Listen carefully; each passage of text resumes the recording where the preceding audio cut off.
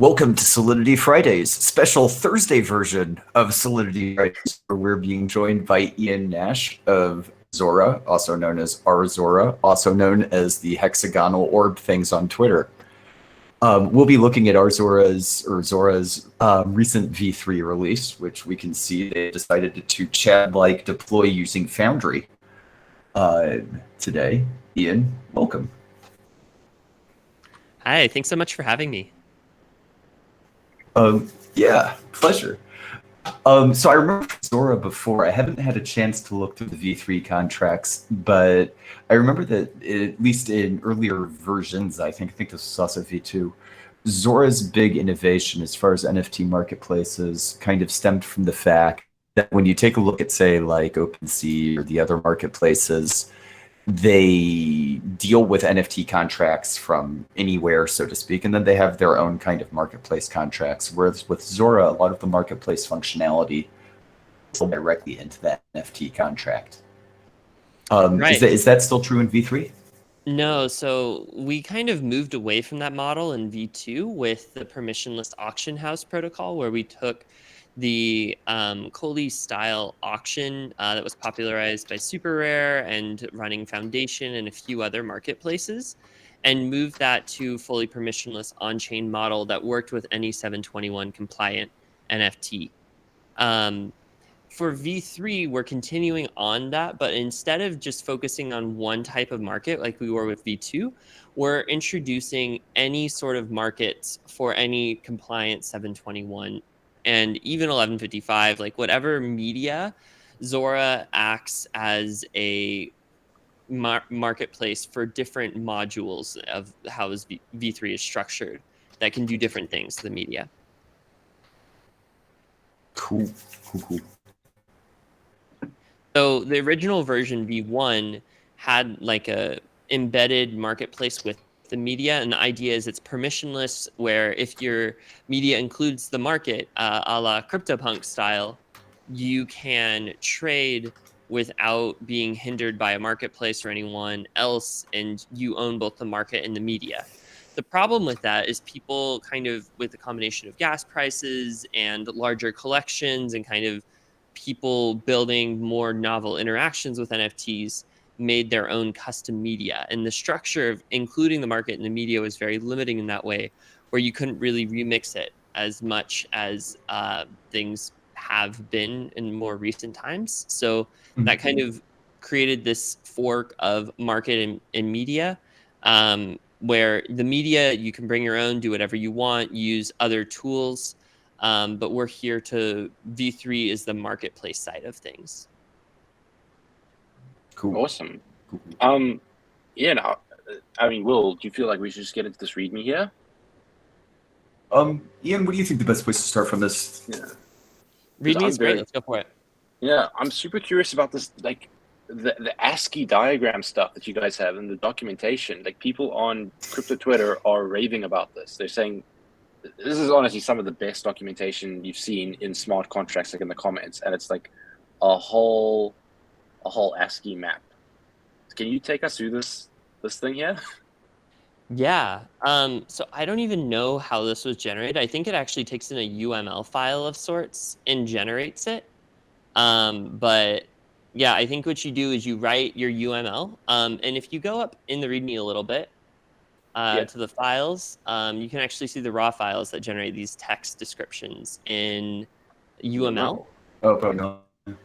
And then there should be a Zora module manager UML. That's what's in the README.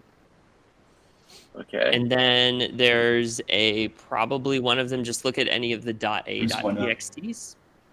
Say registrar. Let's go with that. All right. No, it's not it's just the .txt. My bad. Oh, sorry. This one. And then you can see here, here's the UML that generates that ASCII. And this could also generate like an SVG or anything given the standard sequence UML interaction diagrams. So do you go from this text, this TXT file, to this output, this ATXT? Mm-hmm. Yeah, Said- I think there's something called Sorry. plant UML. I'm not entirely sure. There's probably something in the build scripts. This was like, so I was more involved earlier on, and there were a bunch of changes kind of recently that I haven't been as focused on, which is the Foundry Forge stuff and the UML. But I'm more caught up in a lot of that now. Wow, this is so cool. This is some of the coolest documentation I've seen in a repo ever. Well, I'm glad you like it. Yeah. Yeah, it's an easier way to describe a lot of interaction flows, right? And this is a protocol that has a lot of interaction flows because the marketplace, it facilitates transactions between parties. Yeah, that's awesome. So yeah, let's get through this diagram. One thing that I might suggest on an operational side is if you open up the README as the actual file instead of viewing it here, it might span the full screen. All right, sure. Can I do the So if you just VS click on Code readme.md. Oh, okay. I did something else. Oh, I don't think that it's gonna works render too. as I much of that. didn't even know how that Right. worked. Yeah, good point. So if you press like the full stop, the dot, it opens any sort of GitHub Period, repo no, in an online VS Today I Code. learned. Look at this. The problem is, will it render the markdown? Oh, All right. fancy. Whoa, it This does. is so much I'm better. actually legit I love surprised. it. All right. Is this what we want, or do we want to go back to just the raw MD? I'd say let's do it This way. is cool. Okay, cool. Now we can see the whole chart. E. Yeah. So the whole concept behind V3 is creating market modules that handle permissions on the user's currency and media.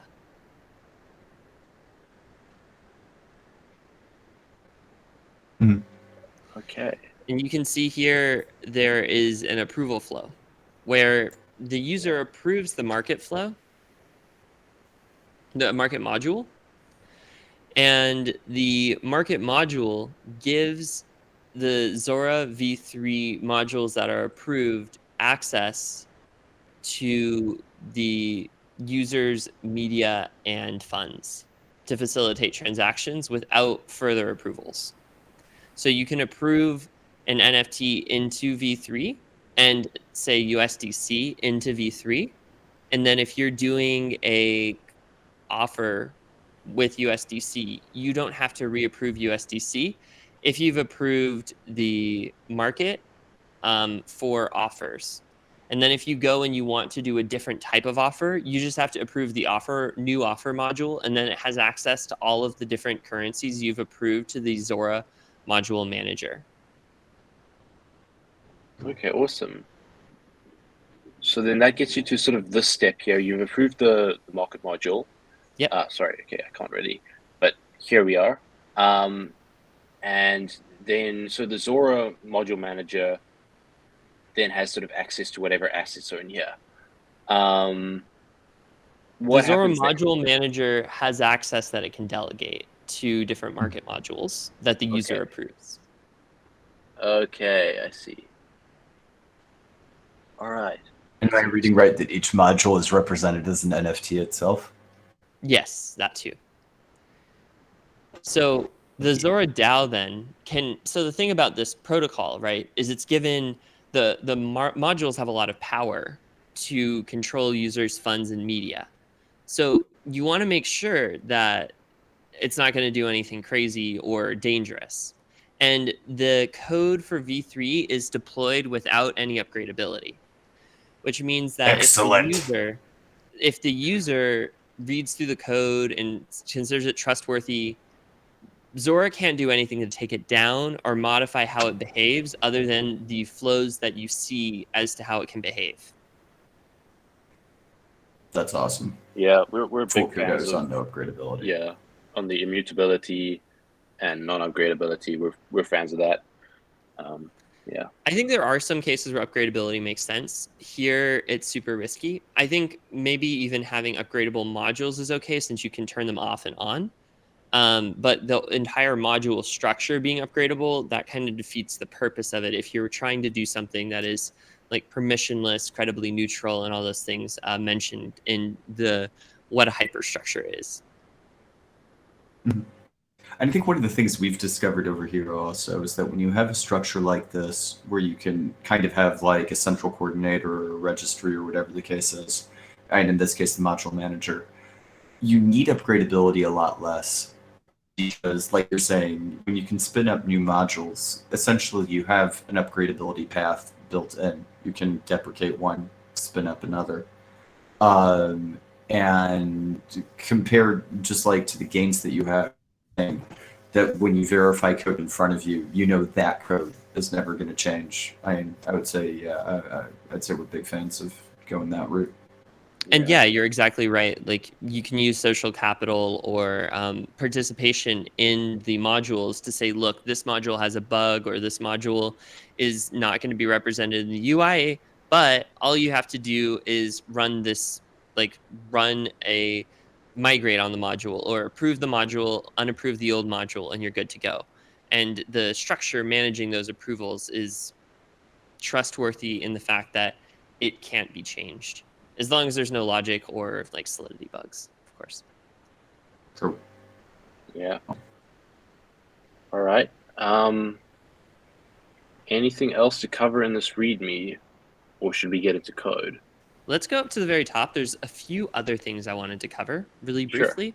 So the Zora DAO, when a market module is registered on the module manager, it mints an ownership NFT and transfers that ownership NFT back to the DAO. And it's just kind of a weird, like, little nice thing. So if you go to Zora.co and you type in ZORF in the search box. So Zora.co. What am I typing here? ZORF. ZO.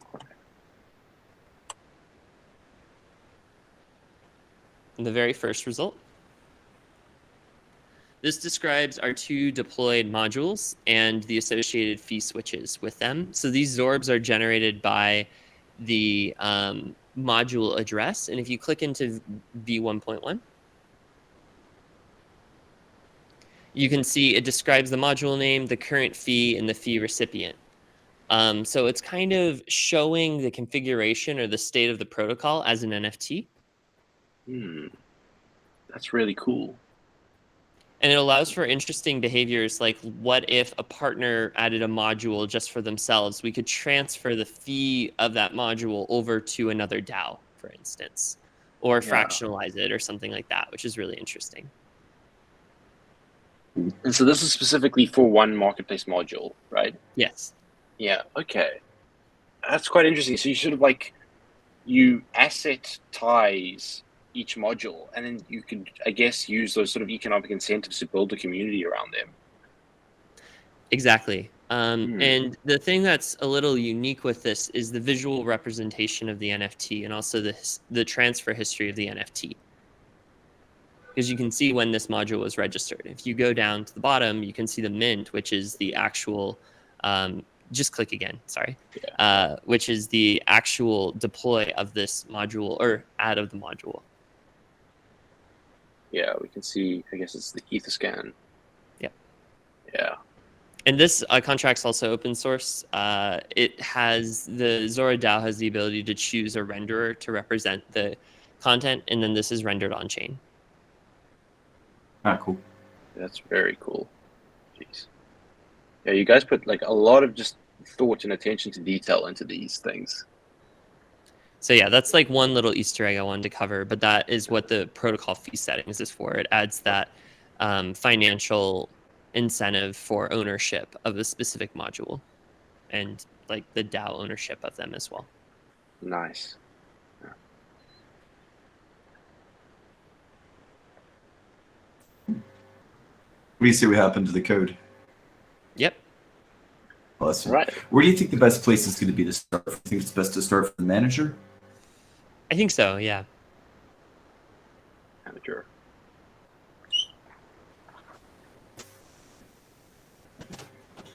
Ah, Okay. so using 8.10. Nice. Modern Solidity. I think if you change the syntax highlight, it might just work in the bottom right-hand corner. I think that it might be a limitation. Oh wow! I think this actually has some proof since the last time I tried using it. I think they have Solidity in there. Should Search I? marketplace extensions. Yeah. Give it a shot. Why not? Let's see. Oh yeah. Should I get? Sad. Oh, Wait, this one thing works. might work. Wow. Okay. Well then. Excellent. Oh wow, we're in dark mode. Yeah. All right. Now we're talking. Okay, Nice. let's go. How do I get rid of this thing? Okay, there we I go. think We're just look good. at it. We're good. If you could pump up the size a little bit too. Yeah, sorry about that. Let me get rid of this guy as well. Okay. Excellent. All right, so we're pulling the fee settings. All right, contracts, Zora module manager, not inheriting from anywhere. We've got signed approvals. So the signed approvals is kind of like a permit kind of thing. Yeah, so we're getting it from here. Oh yeah, there you go. Yeah, IP 712 type. Yep. It's so easy in an NFT contract to flip around the one. You know what I mean? Flip around Like, the like your what? brain's already like when reading an NFT contract. For me, at least, it 712, is so easy to 721. flip around the 12 into a 21 because like my Yeah. brain's already expecting to see 721. So yeah. Okay, cool. So we've got the signed approval over there. We've got the domain separator. So basically, just for people who aren't familiar with this, there's an EIP 2612, which introduces permits in contracts, which is basically a way to use signatures to make an approval through a function called permit. Those use another EIP 712, not to be confused with 721, that has an entire standard for how to make certain kinds of messages to be signed. So this is using a similar approach to set up a situation where you will be able to approve an NFT without having to hit and approve transaction just by signing a message. So this is a slightly different reason for the approval. Oops. Yeah. It's fine. It allows for approving a module with a signature. Oh, right. Okay, yeah, you're right. I did another one of these big leaps. I thought I was looking at an NFT contract. This is probably because I've been implementing like permits and NFT contracts. I just got used to that. It's like, yeah, Yeah, they're my useful brain for a going lot of completely things. off the rails. The reason this exists is because I asked about it, but basically, like, it's a feature I was thinking about and brought it to the team as like, oh, this might be nice to have for gas optimization reasons. As a UI, you could sign something to approve a new module on Zora, and if the marketplace module or contract you're interacting with Zora v3 is aware of the signature, it could pass the approval signature into the first call. So you could do a list with one transaction or have a module that approves itself through a signature, just as a UX thing. So you're not going to have to go, because one of the big problems with ERC 721s right now is that you have to submit a approval as a separate transaction, which costs quite a bit, and you can save a little bit by wrapping that into another transaction or just making things more atomic, where you can have a API user sign this message, approve a module, do a few market interactions, or approve multiple modules, do a few market interactions, all in one transaction. Nice. Yeah, that makes a lot of sense. Yeah. What I'm finding quite interesting is seeing this Kachak hash for the domain separator calculated sort of or computed in line, just at the definition of the variable, not even in the constructor. I don't know much about this, but I have a feeling people don't give the optimizer enough credit in situations like this where it's relatively static. I think a lot of this is pre-computed. Even if it's not, it would get computed on module deploy, right? So it doesn't really matter. Yeah, I don't think it would matter. Well, yeah, but your point on the optimizer is a good one, where this could just sort of be pre-computed. But yeah, it's interesting. I don't see this a lot. I think it's more common with newer Solidity. And I also, one of my coworkers, Tyson, who wrote a lot of this code, has a belief that and I agree with him for the most part on this stuff, where if you have a choice between cleaner code and a slight gas optimization, go for cleaner code. I agree. A good example of that is like some people are like, oh, you can add payable to everything and it's cheaper. And I'm like, well, payable is doing a check that you didn't send value to the function, which is a nice little UX thing that, might actually save a lot of people some money in ETH or like some tokens, basically. So like there's a reason this stuff exists. And it's also for economics. Like there's a bug with ERC 721 in the way Solidity handles scoping, where there's a function that's payable, and every time I see it I'm like, why is this payable? I'm like, oh right, because there's some weird scoping thing. But like trying to write code that's readable, explaining how it does things and why, as opposed to like, oh, there's a neat trick with bit shift and make everything payable, and then you're just like, go ahead and write assembly then at that point. Don't tell them to write assembly, man. They're gonna do it. Yeah, we had transmissions Your contract on here one time. tweet. So the transmissions hear that. As someone that does write assembly sometimes for actual like microcontrollers and stuff, the compiler's usually better than me because I'm not that good at it. But I imagine like if you take a lot of time, you might get better. But then it's just like, why at some point? Mm-hmm. Yeah. No, I definitely, I'm on board with the sort of the readability above everything else kind of approach. Yeah, I mean, and you see that here with public, right? As opposed to making maybe more things private or adding separate getters. Like there is a gas constraint to this, but it's also like nice and clean. Yeah. Yeah. All right. So shall we continue? Mm-hmm. Yeah. So we got our nonces, got our registrar, and we've got the Zora protocol fee settings, which is just the module fee token. Oh, okay. So that's because the fee settings themselves. So the fee settings are a 721, or they're a 721 factory? They're 721. They're the 721. When you themselves. register a module, it mints an NFT, which we just saw. That's why I took you over to Zora to look at that NFT. Okay. I thought maybe it was a factory that and it was represents generating the one. module fee ownership. Yeah. Got it. Okay, then we've got user approvals, module registered. So that's just basically that module registered mapping is basically just kind of a registry of what contracts are a registered module in this marketplace. Yep. We've got only registrar. We've got events over here, module registered, module approval sent, and registrar changed. Okay, cool. Constructor takes a registrar and a fee token. So again, it needs to take. Oh, right, and it's setting that as the module separate fee contract token. that gets initialized, that gets passed in. Yeah. So again, with the module manager, it needs the fee token, as in there's. I thought I understood this before, and I'm starting to see that I didn't. The Zora protocol settings.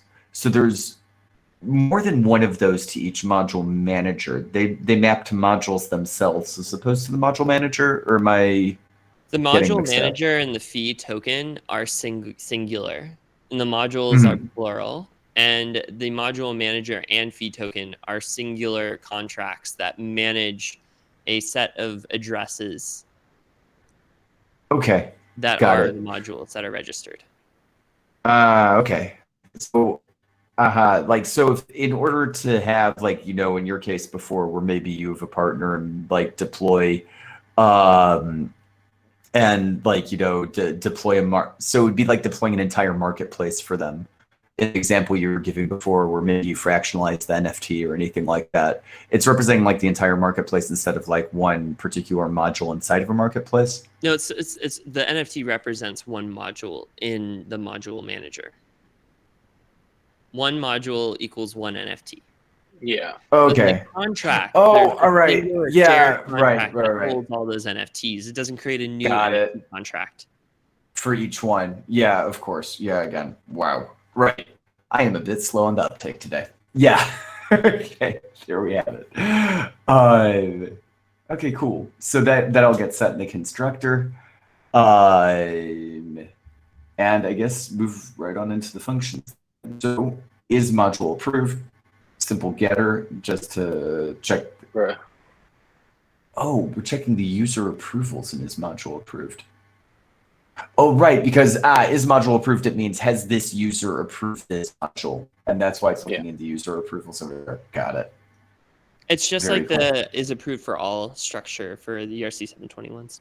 Yeah. Something that seems interesting here is, correct me if I'm wrong, it does seem like a lot of contract is kind of inspired by NFT code, even if it isn't NFT code itself.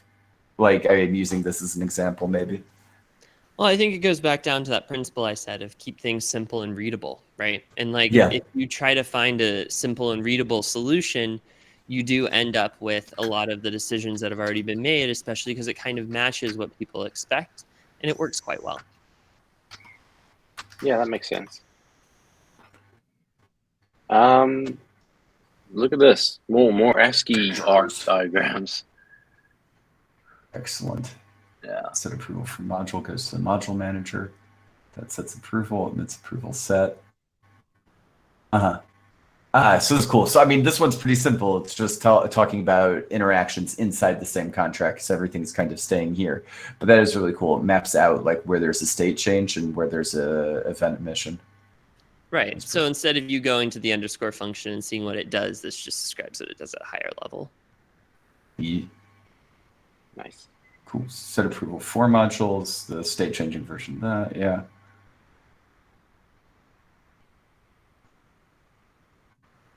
Man, I don't know. Every time I just gotta like stop and admire the art. You got to write a language, Ben. You need one that acts like this and compiles it down into bytecode.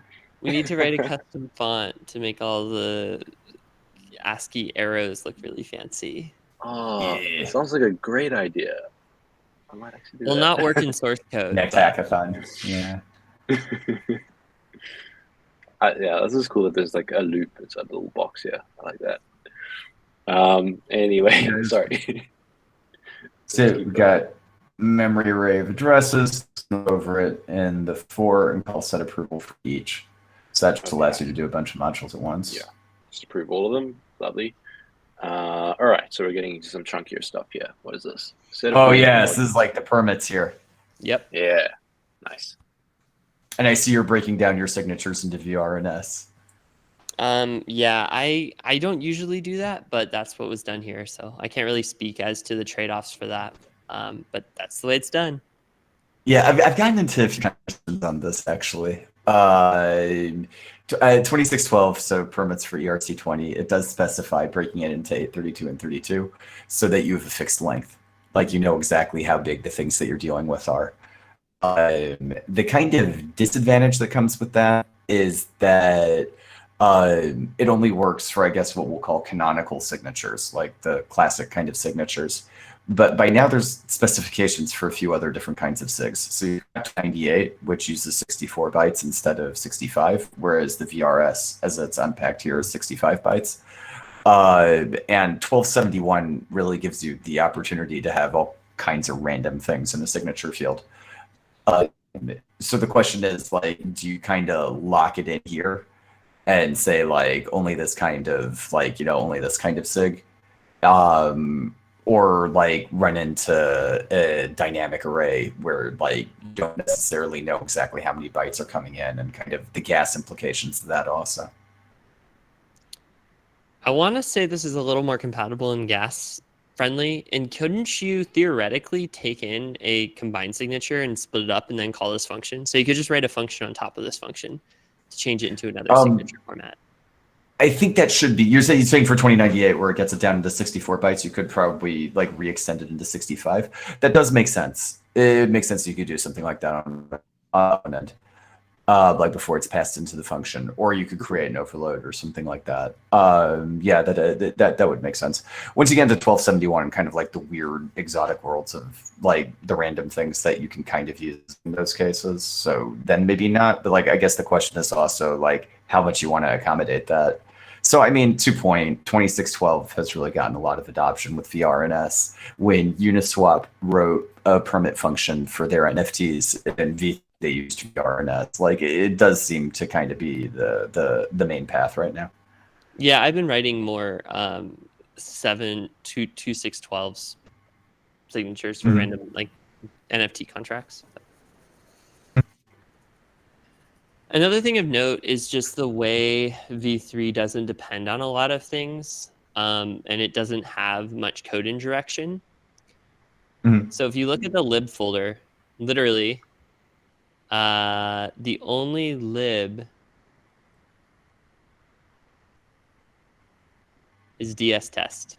DS test. That is really cool. Actually, And yeah, that I is think really, there really might cool. be an Open Zeppelin. Wait, where's the Open Zeppelin stuff? There might be an Open Zeppelin for some interfaces.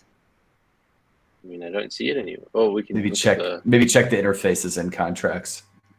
It's getting imported from somewhere, so maybe that's a mistake on how we exported. Because now I'm looking at, like, I thought there was one other thing for the NFT at least. Like, it doesn't make sense to. interface common. Yeah, I think we're importing some of the standard Open Zeppelin safe ERC20 and a few other things, but Yeah, there we go. yeah, I don't know where they're coming from. Foundry magic. Oh, remappings. Okay, yeah. So Yeah. there's a few imports from Rary Capital, Open Zeppelin, and They also have Manifold. remappings.txt. Yeah, now I see it. Yeah, Ben originally looked into foundry.toml because you can also declare remappings there. But yeah, you're doing it here. Cool. Well, the reason being is this is where VS Code supports it. Yeah. Oh, I don't know that. You can't parse it's not set up to parse it's just I think Foundry is just kind of pretty new. But I guess my point is some of the signature verification stuff and some of the main like market things don't import a lot of other contracts. Just so it's like easier to audit, easier to read. Yeah. That's actually really cool. I think this is the first time I've really heard of a major project like really, really trying to cut down on the imports, but that actually is a really, really solid point. And also, we're doing a one-to-one marketplace. We're not doing any curve things. We're not doing anything crazy in terms of math. So it's all kind of Boolean type logic. Cool. Where? Should we keep on going, Ben? Cool. Yeah.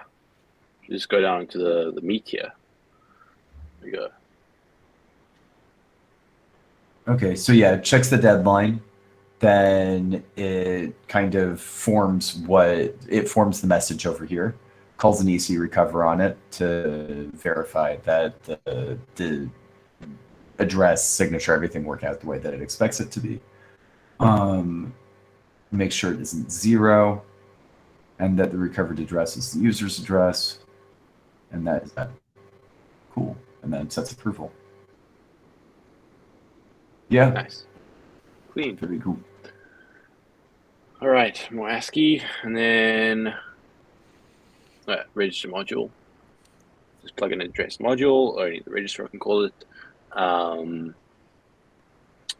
Obviously, it checks the module has not been registered yet, and then says that it has been registered. And then we have the mint of the fee token, of the fee NFT. Is that correct? Another thing that's interesting is modules can be unregistered. Oh, right. So, okay, is that in... Where does that happen? It doesn't. So once there is no deprecation once there is a module or anything like that. Like once it's set, like once it's deployed, like it's there for good. I think it can be removed, right? It can be deprecated. It's already happened, but the deprecation is just like in UIs and code. Maybe there'll be like a deprecated manager as a separate contract that lists the deprecated modules. But the idea is if you have a module in here and you choose to use it, you can't really get rugged through governance or something where someone removes that module. So it's like a social contract or like a API contract of having the user manage what modules they opt into, as opposed to having it managed for them. Okay. Yeah, that's Cool. awesome. That makes sense. Yeah, again with the immutability, we like it. Okay, so then set registrar. This is just, again, sort of the same logic. Address comes in, only registrar. So this is sort of an upgrade thing going on here, where the register upgrades itself. The registrar just changes who is the registrar. Okay. So this is the DAO multisig. Say we move from a multisig to a governance contract. The multisig would then call to move itself to a governance time lock contract or some sort of other governance mechanism, and that's what would allow this to happen. Okay, that makes sense. We've got this as a private view. I guess this is just to calculate the Domain the domain separator. separator. There we go. Yep. There, lovely, beautiful. So we get the chain ID, and then a set approval for module. So we specify a module address, a user address, and This then is the internal thing that all Right. the functions call. Right. So we were calling this already. Right, I remember this was called multiple times up there. All right, nice. Awesome. Next And look contract. at that. That's under 300 lines of code right there. And that is Yeah. with ASCII art. Yeah, that is like impressively concise. Yeah. There's a lot of ASCII art. Look at this. Well, I mean, if you're not allowing for things to be changed or admin, it's a lot simpler. Mm-hmm. It's just Yeah. like Yeah. plays. True. Yeah. All right, where do we go from here? Common modules? I think the transfer helpers might be useful. All right. I think those are in Base? Oh, not transfer helpers. What is it called?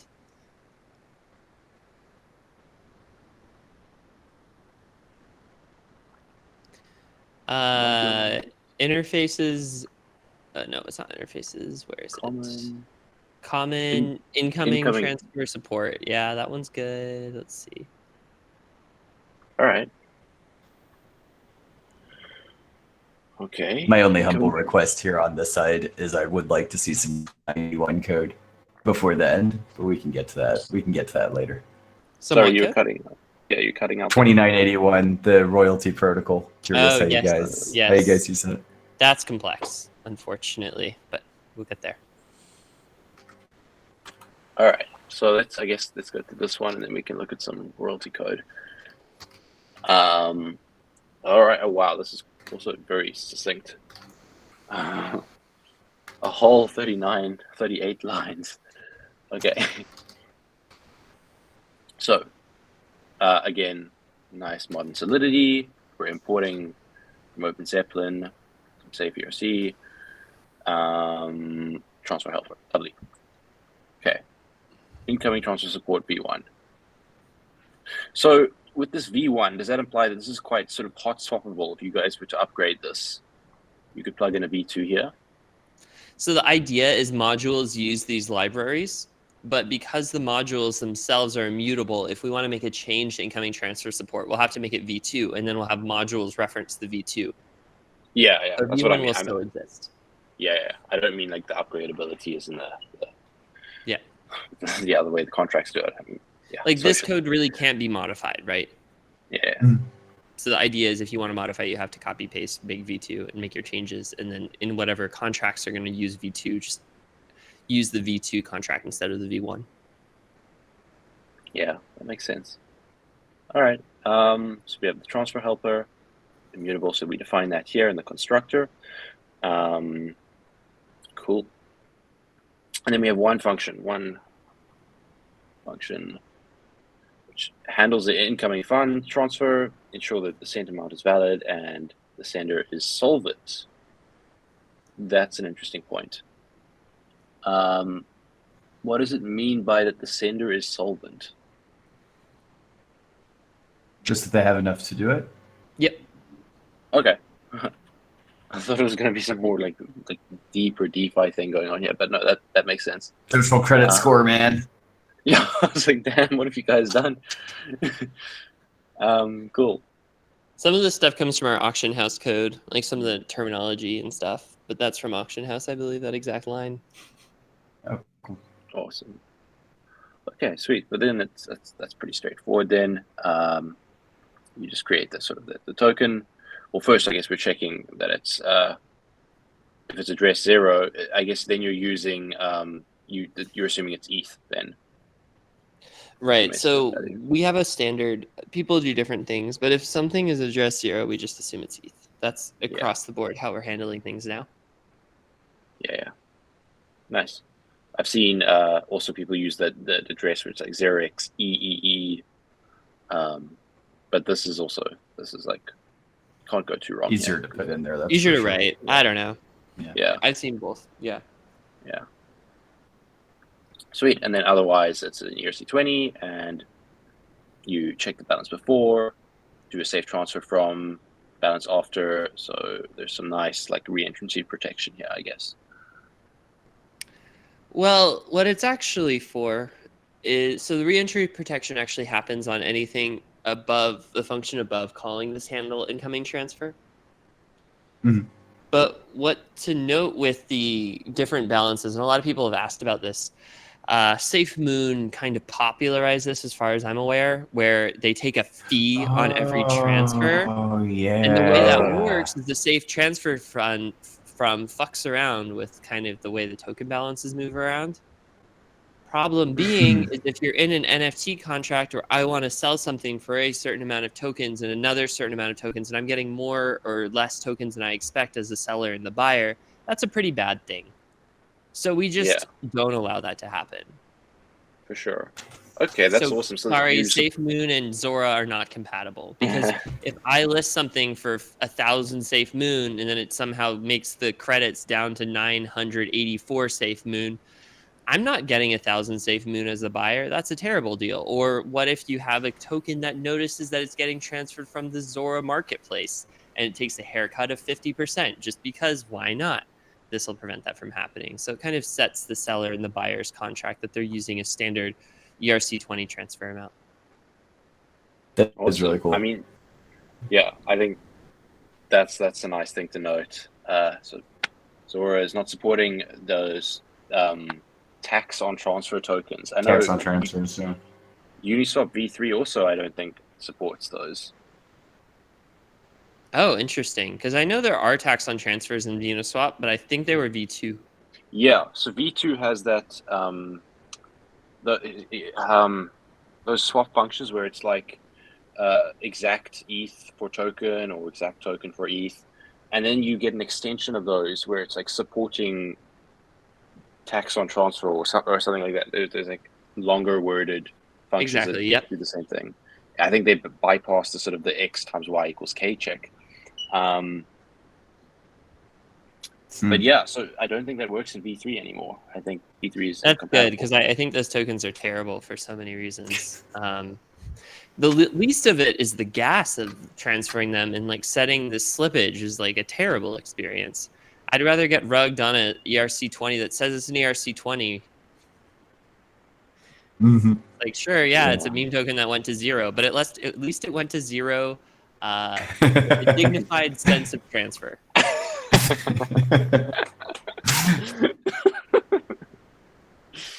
Yeah, man, I'm thinking about what the gas is like on mainnet. I mean, I feel bad for not knowing this off the top of my head. Is Zora multi-chain, or is it only ETH mainnet? We have some deployments. We're trying to be a little more multi-chain, but the problem is we haven't had the indexer backing to move to multi-chain, and that's something we're trying to improve on. But like it's Ethereum mainnet for Zora.co, and our protocol supports a few other chains. I think we're deployed on Polygon, but really it's interesting. Nobody uses it because we don't have like end-to-end tooling support. It's like, yeah, we're deployed on Polygon, but it's just the chain and like a few SDKs. Like we don't have a REST interface, or we don't have rendering interface. So a lot of people don't want to implement that for obvious reasons. And it doesn't get a lot of usage. Yeah, just imagining like a tax token on Ethereum, what the gas would be, like SafeMoon on mainnet. Like, yeah, imagine the fees. Yeah. All right. Should we get into some royalty code? I'd be keen, actually. Yeah. SafeMoon is actually a BSC token. So Yeah. I'm sure there's a few on mainnet, on Ethereum mainnet, that do that. yeah, they actually have in the comments of the code originally came from BSC, which is hilarious. That's Oh, actually wow. weird. That's the first time I've heard of like many Yeah, I would have thought innovations. the one-way street. Yeah, went the other way. Innovations usually get exported from Ethereum mainnet to these other chains. Yeah, I guess it's maybe generous saying it's an innovation though. I don't know. You never know when you'll find an interesting use for Yeah, it. so I just looked. A transfer took 80,000 gas for GM token, which is a fork of Nice. SafeMoon on mainnet. Nice. Okay, so what have you guys got going on with the royalty logic? Yeah, I mean, there's let's go to common. I think it's in common, and it's in fee payouts. payout. All right, let's do this. Okay, royalty engine. So this is Manifold's royalty project. Very gas heavy, unfortunately. So one of the things that is interesting about ERC 2981 is that it only supports one payout recipient. And the problem with that is if you are, say, Rarible and you want to get a 2% of like Rarible, let's say 0.5% DAO per payout, a 1% platform payout, and a 5% artist payout. Rarible allows you to specify an array of royalty payouts. So all of those can be paid out on token sale. However, the problem is the gas is super, super high. So 2981 is like, look, if you pay to a split contract or like do something else. So it's only one payout addressed for gas reasons and to keep things simple. Yeah. Manifold allows for using Rarible v2, Rarible v1, Zora, Super Rare, Foundation, a bunch of other things that actually do have two payouts where Foundation takes a percentage, maybe 5%, Artist takes 10%, right, of that secondary sale. So that's why it's super gas heavy and really complicated to do. All right. Yeah, that makes sense. And we've run into that on like our own projects before, actually, some client projects. Where, yeah, exactly the same thing with the standard. It pays out to one address, but you want to do these splits through the protocol where maybe some is taken as revenue from the protocol and some is passed on to the artist. So the way we approached that was just to go with kind of a royalty manager factory thing that would spin up, like as you were saying, like a manager contract per NFT ID. Yeah, and then you would be able to have that sort of customizability per NFT ID. To split, it'll receive the royalty to that address, but then you could split it from there. Right. Yeah. Exactly. Yeah. Sweet. Will, you want to take this one? Yeah, sure. Okay, so it's inheriting from that Manifold contract. There's going to be interface, it looks like, so the iRoyalty engine v1 over there. Zora protocol fee settings immutable, so that's the Zora NFT contract. We've got a registrar being saved as an address. And okay, here we go. So it's with full NAT spec. Cool. So we have the address of the token contract, the token ID, the recipient, and the amount being paid as royalties when they're paid out.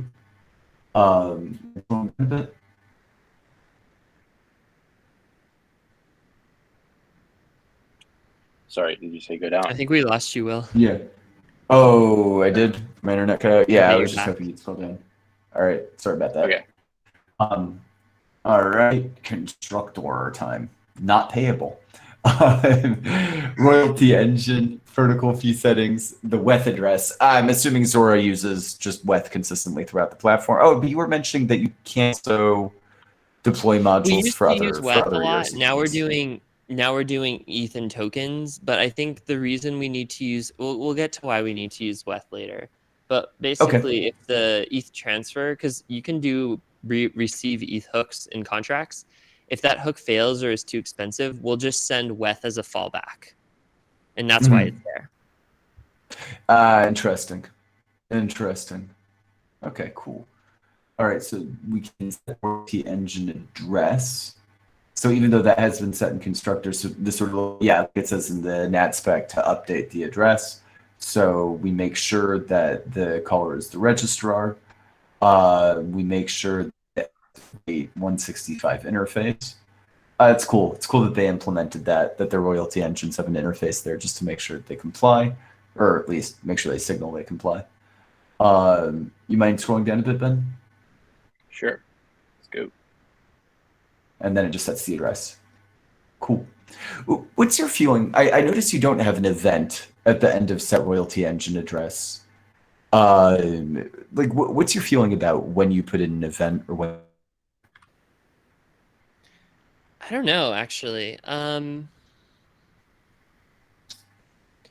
Events are useful if you're trying to inform the user of something or like index actions. So for instance, if I approve a module in V3, that's kind of useful to know on the front end when that approval goes through for the user. For setting a royalty engine address, I don't know if the user will ever need to know about that. It's more internal. Or if you're changing the manager address, also kind of more internal to the protocol. It really won't hurt though to add more events. I think it's just like this is stuff that's more managed specifically within the protocol, so there's no user interaction with it. So you can still I guess through all the calls and find them. Yeah, I guess one of the things I think about is like security monitoring and things like that, like for the platform itself. Like if someone's trying to compromise us and switch the engine, it's probably something you'd want to know as fast as possible. So an event just makes an easy thing to hook an alert to or something like that. True, but I see a lot of people. Tenderly and all of them support if this function's called, tell me, right? So true. Yeah, very fair. Cool. I don't think more events aren't bad in particular setting stuff as well. So yeah, I agree with you. All right, cool. And protocol fee out. So this pays out the protocol fee to whoever's getting to the recipient of the protocol fee. You put in an amount and you put in the currency. Okay, cool. Internal return 6. It's going to return the remainder after what's been taken out. So it figures it out with a get fee amount function.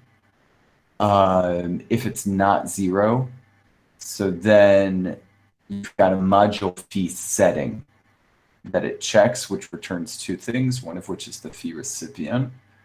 And then handle outgoing transfer, it transfers out the payout currency and returns amount minus protocol fee. And the protocol fee was actually nothing, so it's not returning anything.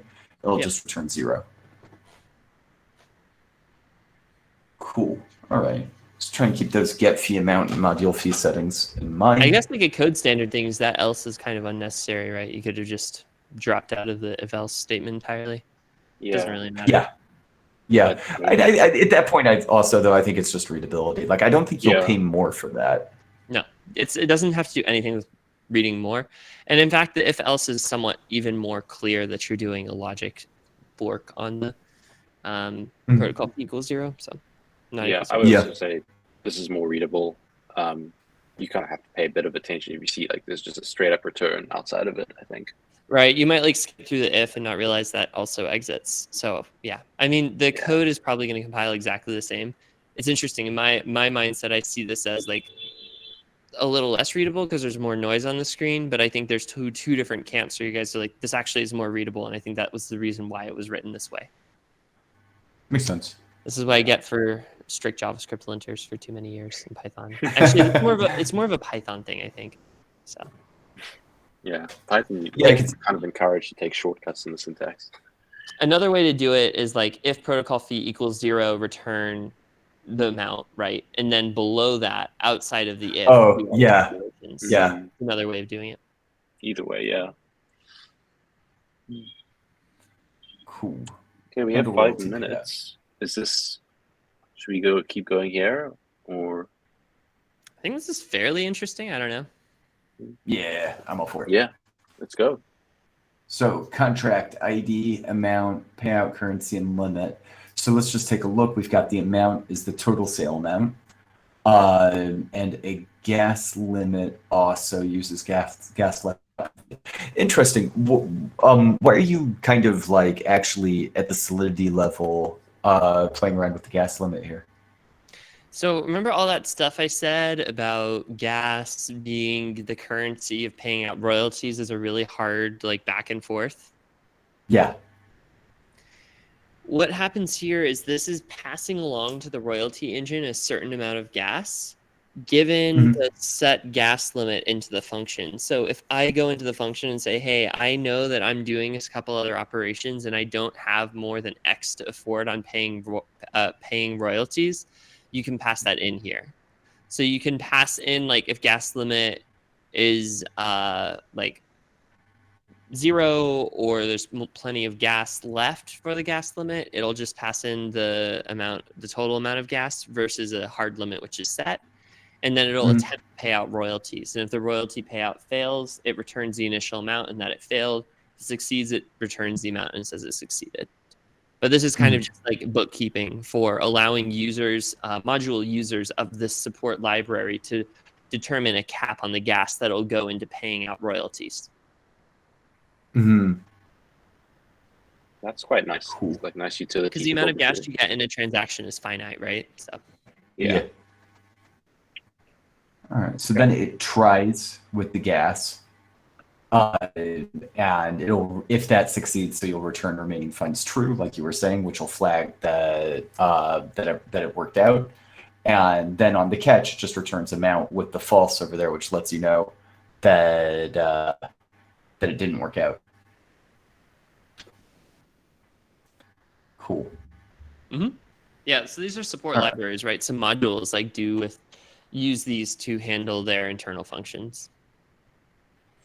And these are all kind of really common things you're going to need in an NFT marketplace module. We could jump over to the Ask module in the last minute, but I don't know if we have enough time. So see kind of the structure of a module. Should have done that earlier.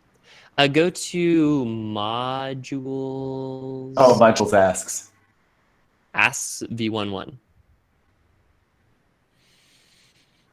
Using the soulmate reentrancy guard, 3 gas cheaper than opens up one. Yep, that's why it's there.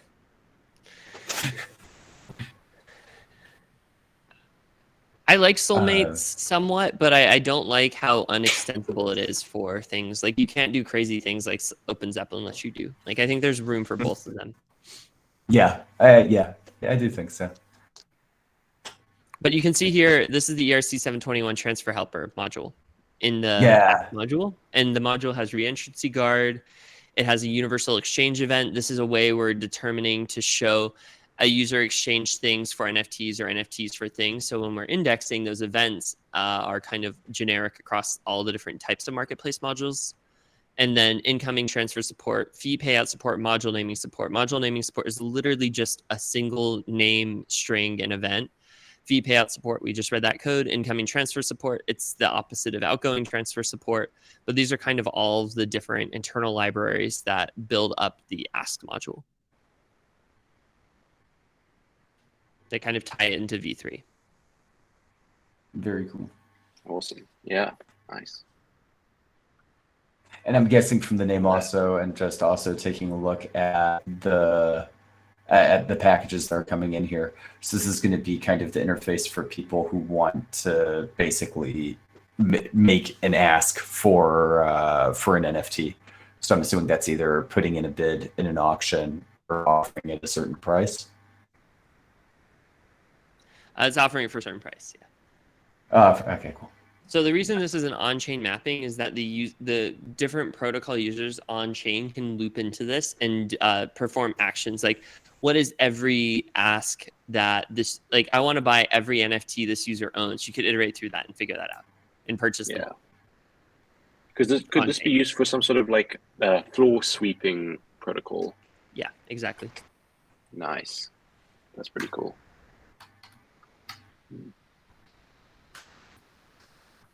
Cool. So then, I'm actually really pumped about the fact that you guys are on a the way. Like, I know that oftentimes there are protocols that kind of pride themselves on having an off-chain book, but like the fact that you're storing this on-chain, I'm actually like a big fan of that visibility. I'm glad. No one else really does because it sucks. It's really hard. It's really slow. It's really expensive. But I also think that's what makes NFT marketplaces different. So might as well go all in on it. It's more of the long-term vision of like, once the chain can improve some situations around fees and people start to realize kind of what they're losing by off-chain order books, a lot of really interesting interactions can come around the on-chainness of Zora. And you already are seeing that with Aura's network. They have tied into a bunch of contracts we've made to build their own marketplace on top of these marketplaces. There's a generative code marketplace that uses all of our contracts and some of our rendering tools.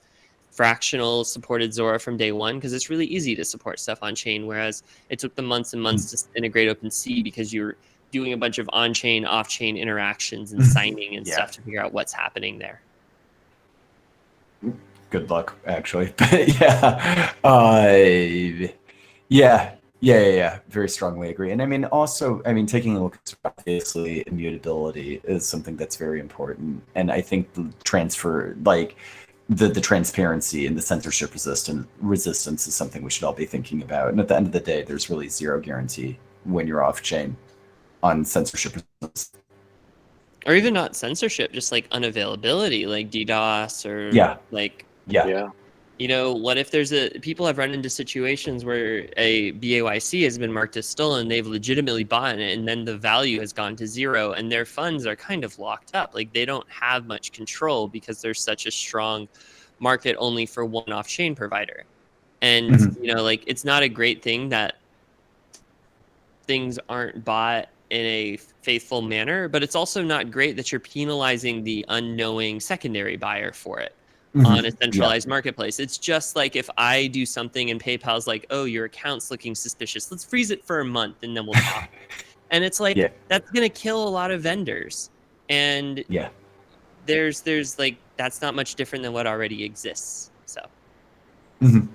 Indeed. Awesome. Well, this has been a really, really awesome look at this code base. And it's a really, really awesome looked at. So thanks a bunch for taking the time to come on here with us. And yeah, awesome. And to everybody else watching, thanks for joining us for another Solidity Fridays. We'll catch you some other week, a day of week that might actually be Friday next time. Yeah, thanks for having me, especially on a Thursday. I really appreciate you guys. It's been fun to take a good look at some of the structure of this and how it works. Yeah, this was awesome. I really enjoyed it, especially the ASCII art. Big shout out to the ASCII art. I love it. The real MVP.